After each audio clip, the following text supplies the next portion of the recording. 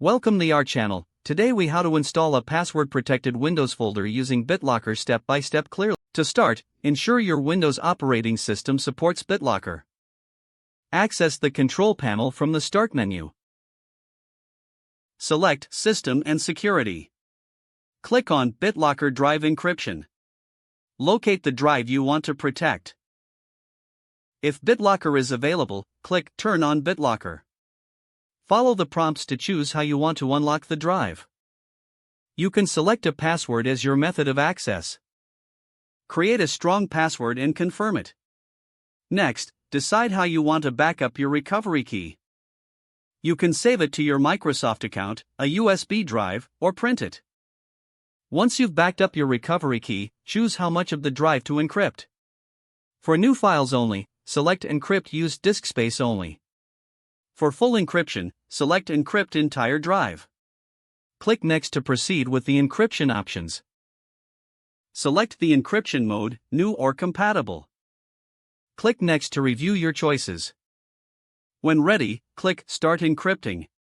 The encryption process may take some time. Once complete, your drive will be password protected. To access the drive, enter your password when prompted. Remember to securely store your recovery key for future access. You have now successfully installed a password-protected folder using BitLocker. If the page does not load, refresh the browser or try again in a private or incognito window. Make sure you are using the correct email address, then retype it carefully to avoid small typos. If your password is not accepted, use the reset option and create a new strong password you can remember. Check your spam folder. Enable two-factor authentication if available to improve account security and reduce unauthorized access risk. After signing in, review your profile details so your contact information and settings are accurate and current. If you see an error message, note it down and try again after restarting your device and internet connection. Log out when you finish, especially on shared devices, to keep your account and payment information secure.